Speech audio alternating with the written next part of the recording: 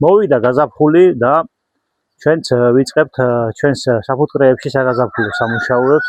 ძალიან რთულად დაიწყო გაზაფხული ჩვენს რეგიონში, დაბა ხარაგაულში.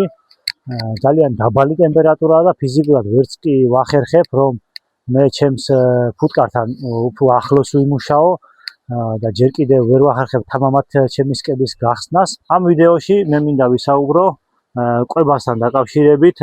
ფუტკრის ბუნებრივ საკვებში მოიაზრება თაფლი, ჭეო, ყვავილის მტვერი, რძე, მარილი, მინერალური მარილები, ცხიმები, წყალი, ხოლო ხელოვნურ საკვებში კი კანდი, ინვენსირებული სიროფი და კიდევ სხვა მრავალი ხელოვნურად შექმნილი საკვები დანამატი, რომელსაც ჩვენ ვიყენებთ ჩვენს საფუტკრე მეურნეობაში, ჩვენი ფუტკრების გამოსაკვებად. კვებას აქვს სამი მიმართულება. პირველი მიმართულება ეს არის გამაღიზიანებელი კვება. მეორე მიმართულება ეს არის კვება, რომლის დროსაც ახდენს ფუტკარი საკუთარი საკვები მარაგების შევსებას და მესამე ეს არის დაავადების პრევენციის მიზნით კვება. გამაღიზიანებელი კვების დროს დედაფუტკარში ხდება კვერცხების სტიმულირება. ესეთი მდგომარეობა ჩვენ შეგვიძლია გამოვიყენოთ გაზაფხულზე, საფხულზე და შემოდგომაზე. ესეთი სიროფი განსხვავდება საკვები მარაგის შევსების სიროფისაგან, იმით რომ მასში შაქრის კონცენტრაცია დაბალია და მას ფუტკარი ვეღარ გარდაქმნის საკვებ მარაგად და ის იყენებს დედაფუტკრის გასაღიზიანებლად, რაც შემდეგ იწვევს სკაში კვერცხმდებლობის მომატებას. გამაღიზიანებელი კვების დროს სკაში იწევს ტემპერატურა და დედა ფუტკარი უმატებს კვერცხმდებლობას. გამაღიზიანებელი კვების ერთ-ერთი მიზანი არის ბუნებრივი პროცესების დაჩქარება, რადგან ეს ბუნებრივი პროცესები ჩვენ სკებში ისედაც მოხდება ნელ-ნელა და ეტაპობრივად, მაგრამ ჩვენ ამ პროცესებს ვაჩქარებთ. სანამ გაზაფხული დადგება და ჩვენი ფუტკრების გამოკვებას დავიწყოს, მანამდე უნდა ვიცოდეთ თუ რისთვის გვჭირდება ჩვენი სკა და სკაში მწერის მაქსიმალური რაოდენობა. ჩვენი სკები შეგვიძლია გამოვიყენოთ თაფლის შესაგროვებლად. მეორე შეიძლება გამოყენებული იქნეს პაკეტების შესაქმნელად და გასაყიდად და მესამე ეს რასაც მე ვაპირებ წელს ჩემი საფუტკრის კიდევ ერთხით გაზრდას და მის გამრავლებას.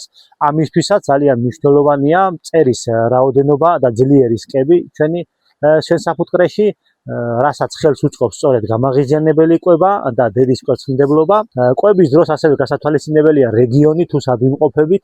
მაღალმთიან რეგიონში დედის კვერცხმდებლობა ადრე წყდება შემოდგომაზე და გაზაფხულზე გვიან იწყება და ასეთ რეგიონში კიდევ უფრო მეტი დანიშნულება აქვს გამაღიზიანებელ კვებას.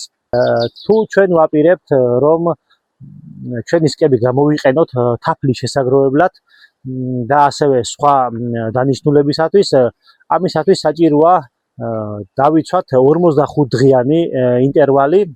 რას მოიცავს ეს 45 დღიანი ინტერვალი? ჩვენ უნდა ვიცოდეთ, როდის ხდება ჩვენს რეგიონში თაფლოვანი მცენარეების აყვავება. ამ დროიდან წინ გადავითვლით 45 დღეს და ვიწყებთ ჩვენი ფუტკრების გამოკვებას, რომ ღალიანობის დაწყებამდე ჩვენი სკები მაქსიმალურად განვითარებული იყოს. ჩემი რეგიონში და ხარაგაულში კერძოდ პირველი თაფლოვანი მცენარეების აყვავება იწყება მაისის პირველ ნახევარში და ჩემი 45 დღიანი ინტერვალი იწყება მარტის 15-20 რიცხვიდან და მე ეს პერიოდი მაქვს ჩემი ფუტკრების განსავითარებლად და ჩემი სკების სრულყოფაში მოსაყვანად. ძალიან კარგია თუ ჩვენს ფუტკარს სიროფს მივაწოდებთ ეტაპობრივად, დავიწყებთ მცირე რაოდენობის მიწოდებით და გავზრდით ამ რაოდენობას მისი ათვისების შესაბამისად და რაც უფრო მეტ სიროფს აითვისებს ჩვენი ფუტკარი, ეს მიანიშნებს ჩვენი სკების სიძლიერეზე. კვების დროს ასევე გასათვალისწინებელია გარემო ტემპერატურა. ცივამიდებში ძალიან უჭირს ჩვენს ფუტკარს საკვების ათვისება და განსაკუთრებით გამაღიზიანებელი კვება. თუ ამით საშუალება მისცა და ეს მოხდა და დედამას კვერცხი დადო,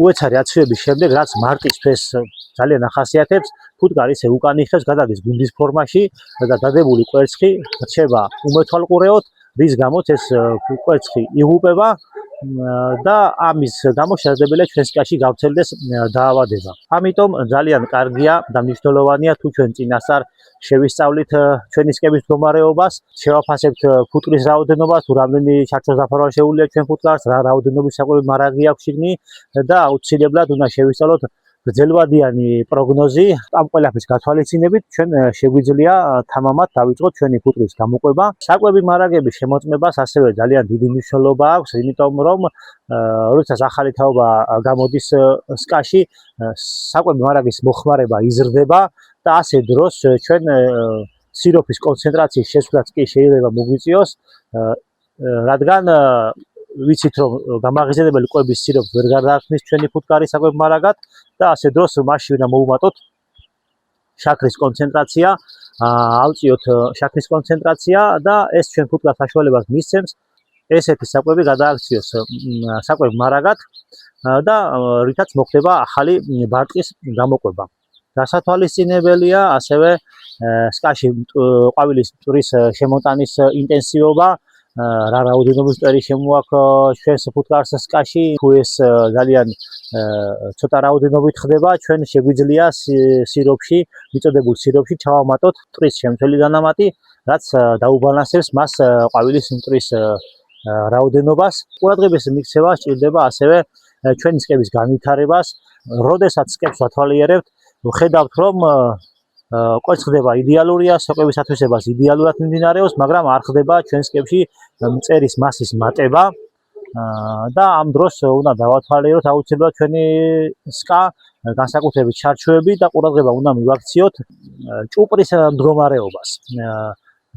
მეხუთე, მეექვსე დღის ჭუპრი აუცილებლად უნდა ცურავდეს რძეში, რომელიც რძის ჩასმასას მუშა ფუტკრები იწყებენ მესამე დღიდან და თუ ჩვენი ჭუპრი ასეთ მდგომარეობაში არ არის მეხუთე, მეექვსე დღეს, ეს ძალიან ცუდია და ასეთი ფუტკარი აუცილებლად გამოიჩეკება, მაგრამ იქნება დეფექტიანი და ის ვერ შეძლებს შეასრულოს მასზე დაკისრებული მოვალეობა და 20 დღის შემდეგ ის იღუპება და ეს არის ერთ-ერთი მიზეზი ჩვენ სკებში მწერის არ მომატების და მასის არ შექმნის და ასე დროსაც საჭიროა ჩავერიოთ და დავეხმაროთ ჩვენს ფუტკარს, რომ ამ რძის გამომუშავება შეძლოს. თუ ჩვენ სკებში ნორმალურად მიდის ყველაფერი, საკვების ათვისებას კარგად მიმდინარეობს, მწერის მატებაც გვაქვს სკაში, დედაფუტკრის პრასმდებლობა ძალიან კარგია, ასე დროს ჩვენი ფუტკარი აუცილებლად მოითხოვს ჩარჩოს ჩამატებას. ჩარჩოს ჩამატებასაც თავისი წესები აქვს ამ პერიოდში. პირველ ჩარჩოს ვამატებთ პირველი თაფლიანი ჩარჩოს შემდეგ, უნდა იყოს აუცილებლად აშენებული ჩარჩო, რასაც ახლა მე პრაქტიკულად გაჩვენებთ, თქვენ უფრო გაგიმარტივდებათ მისი აღქმა. სკის მაგალითსაც აგიხსნით ახლა ჩარჩოების ჩამატების შესახებ.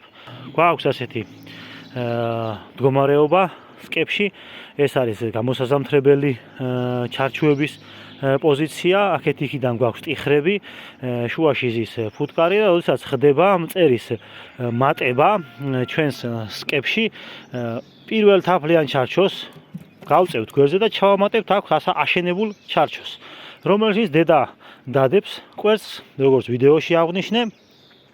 შემდეგ კიდევ გავწევთ და ჩავამატებთ ჩარჩოს, მეორე მხარესაც შეგვიძლია ნელ-ნელა და ეტაპობრივად ფუტკრის რაოდენობის მიხედვით ჩარჩოების ჩამატება და ვავსებთ ამ სკას ბოლომდე, ვიღებთ გამართულ სკას, ფუტკრით სავსე სკას, ჩარჩოებით სავსე სკას, რომელიც უკვე მზად იქნება გინდათ ღალიანობისთვის, გინდათ პაკეტების გასაყიდად და თქვენი საკუთარი საფუტკრეების გასამრავლებლად. და ასე მონაცვლეობით და ეტაპობრივად შევავსებთ ჩვენს სკას და მივიყვანთ მაქსიმალურ კონდიციამდე, რაც შემდეგ დაგვეხმარება და დაეხმარება ფუტკარს მაქსიმალურად მიიღოს ბუნებისგან ის პროდუქტი, რა პროდუქტის გამომუშავებას და რა პროდუქტის აღებას გვინდა ჩვენი ფუტკრებისგან. თუ ჩვენ საფუტკრეში დავიცავთ წესებს და პირობებს, რაც მნიშვნელოვანია ჩვენი ფუტკრის და ჩვენი საფუტკრის განვითარებისთვის, შედეგიც ყოველთვის იქნება იდეალური და ჩვენც ყოველთვის კმაყოფილები ვიქნებით ჩვენს მიერ ჩატარებული სამუშაოების. მადლობა რომ დრო დამითმეთ. დღევანდელი თემა და ზოგადად მე რა ვიდეოებსაც ვწერ და თქვენამდე მომაქვს, გავდივარ ბატონ გიასთან ერთად, რომელიც არის ამ დარგის ერთ-ერთი პროფესიონალი და ძალიან მაღალ დონეზე იცის მან მეფუტკრეობა. და მასთან ერთად ვამუშავებ ყველა თემას, რომ რაიმე ხარვეზი არ მქონდეს და ცუდად არ მოგაწოდოთ ინფორმაცია და შეცდომაში არ შეგიყვანოთ. დაველოდებით თქვენს მოსაზრებებს ამ თემასთან დაკავშირებით, თუ როგორ ყვებავთ თქვენს ფუტკრებს, როგორ ახორციელებთ საგაზაფხულო სამუშაოებს თქვენს მეურნეობებში. შემდეგი ვიდეო იქნება აუცილებლად მკურნალობაზე, რადგან ეს ორი თემა გაზაფხულისთვის ძალიან მნიშვნელოვანია, ყვებას და მკურნალობას. შევეცდები რომ მალე მოგაწოდოთ ეს ვიდეოც. განსაკუთრებით ეს ვიდეო გამოადგება დამწყებ მეფუტკრეებს და ვინც ეხლა იწყებს ან აპირებს რომ დაიწყოს მეფუტკრეობა, რაც მათ ხელს შეუწყობს თავიანთი საფუტკრეების სწორად განვითარებას ნაკლები დანაკარგებით. შევხვდებით ახალი თემით, დროებით.